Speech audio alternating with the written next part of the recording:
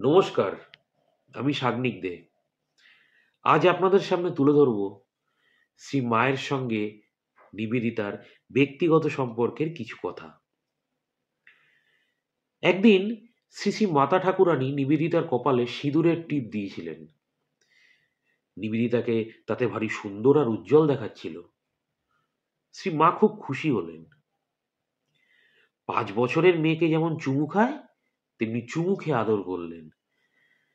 শ্রী মা নিবেদিতাকে অতি গভীরভাবে ভালোবাসতেন।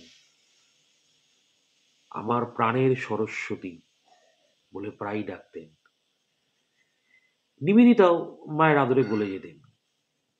প্রায় প্রতি বিকালে নিবেদিতা শ্রী মায়ের কাছে এসে পদধূলি নিতেন। প্রতি রবিবার অবশ্যই আসতেন শ্রী মার ঘর পরিষ্কারের জন্য।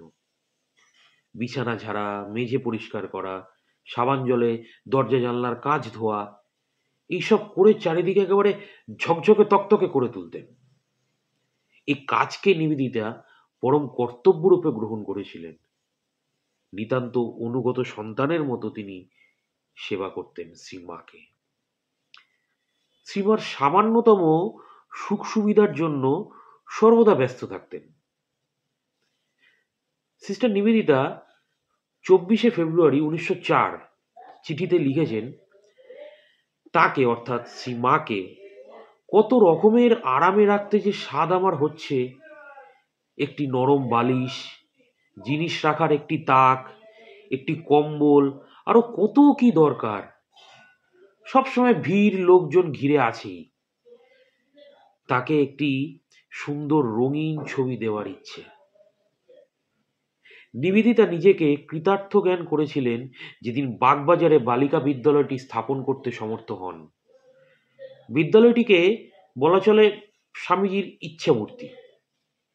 সেই মূর্তির বোধন দিবসে অর্থাৎ 13ই নভেম্বর 1898 প্রাণ প্রতিষ্ঠা করতে এসেছিলেন স্বয়ং সারদা দেবী।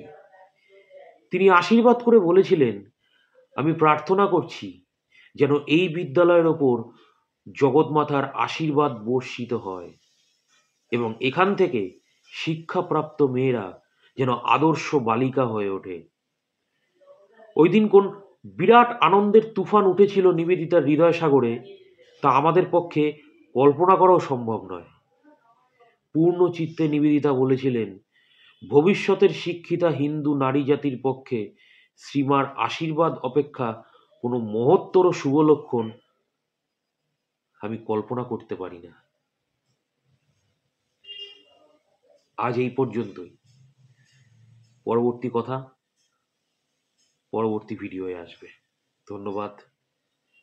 জয় মা।